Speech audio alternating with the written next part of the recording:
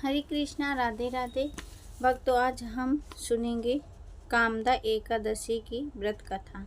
कामदा एकादशी चैत्र मास शुक्ल पक्ष की एकादशी की कथा है। तो चलिए शुरू करते हैं एकादशी व्रत कथा। इतनी कथा श्रवण करने के पश्चात धर्मराज युधिष्ठिर ने यदुकुल भूषण श्री कृष्णचंद्र जी से कहा, हे जनार्दन, आपको कोटि कोटि नमस्कार है। अब आप कृपा करके चैत्र मास के शुक्ल पक्ष की एकादशी का नाम, व्रत विधि तथा फल विस्तार पूर्वक वर्णन कीजिए। श्री कृष्ण जी ने कहा, हे युधिष्ठिर, एक समय राजा दिलीप ने गुरु वशिष्ठ जी से भी इसी प्रकार निवेदन किया था। तब महर्षि वशिष्ठ जी ने कहा, हे राजन, चैत्र मास के शुक्ल पक्ष की एकादशी का नाम कामदा है। जिस प्रकार अग्नि सूखे काष्ठ को जलाकर भस्म कर देती है, उसी प्रकार इस कामदा एकादशी के व्रत के प्रभाव से मनुष्य के समस्त पाप नष्ट हो जाते हैं और पुत्र की प्राप्ति होती है। अब मैं तुम्हें इसके व्रत का महात्म्य सुनाता हूँ। प्राचीन काल में एक रत्नपुर नामक नगर था। उस नगर में ऐश्वर्यवान राजा पुंडरीक राज्य करता था। वहाँ पर अनेक गंधर्व, किन्नर और अप्सराएं निवास करते थे। उसी नगर में ललिता और ललित नाम के दो स्त्री पुरुष अत्यंत वैभवशाली घर में निवास करते हुए विहार किया करते थे। उन दोनों में आपस में इतना घनिष्ठ प्रेम था कि अलग हो जाने पर वे अत्यंत व्याकुल हो जाते थे। एक समय की बात है कि राजा पुंडरीक अनेक गंधर्वों सहित एक सभा में क्रीड़ा कर रहे थे।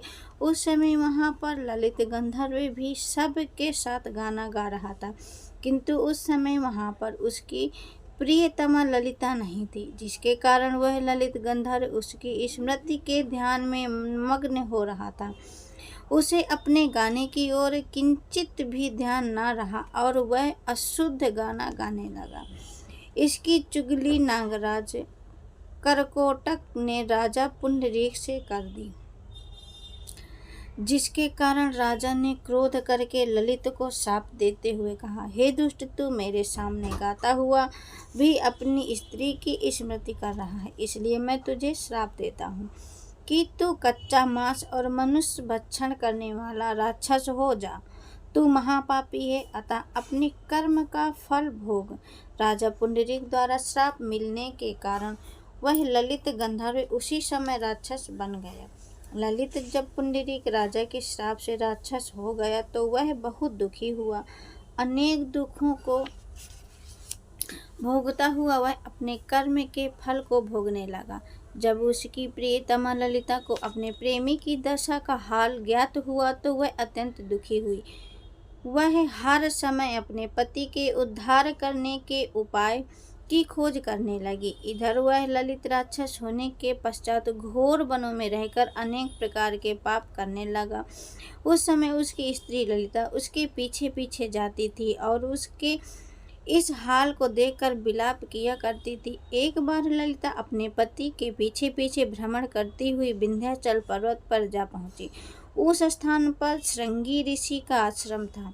वहां पर ऋषि को देखकर ललिता उनके पास जाकर हाथ जोड़ प्रणाम कर विनय पूर्वक बोली, हे मुनि, आप मेरी विपत्ति का निवारण कीजिए। ललिता की बात सुन श्रृंगी ऋषि ने पूछा, हे सुभगे, तुम कौन हो और यहाँ पर किस कारण से आई हो तथा तुम पर क्या विपत्ति आई है? ललिता ने कहा, हे मुनि, मेरा पति राजा के श्राप से राक्षस हो गया है, जिसके कारण मैं पति वियोग से महान दुखी हो रही हूँ। कृपा करके आप मेरे पति को राक्षस योनि से मुक्ति दिलाने का कोई श्रेष्ठ उपाय बताइए। श्रृंगी ऋषि ने कहा, हे गंधर्व कन्या, सुन, चैत्र मास के शुक्ल पक्ष की एकादशी कामदा एकादशी आने वाली है। उसका उत्तम व्रत धारण करने से मनुष्य के समस्त पाप शीघ्र ही नष्ट हो जाते हैं। यदि तू उस व्रत को करके उसका पुण्य अपने पति को संकल्प कर देगी तो तेरा पति शीघ्र ही राक्षस योनि से मुक्त हो जाएगा।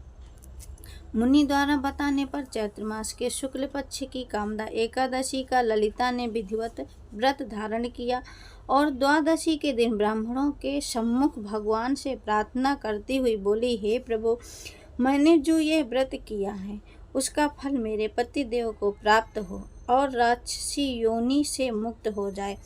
इस प्रकार ललिता द्वारा कामदा एकादशी के प्रभाव से उसके पति ललित की राक्षस देह छूट गई और उसे अपनी प्रथम देह प्राप्त हुई।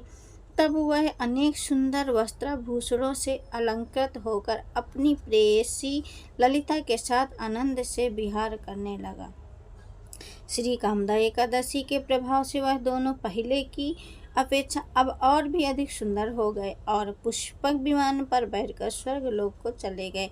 हे राजन, इस व्रत के प्रभाव से मनुष्य राक्षस योनि और ब्रह्म हत्या आदि भयंकर पापों से छूट जाता है। बोलो एकादशी माता की जय।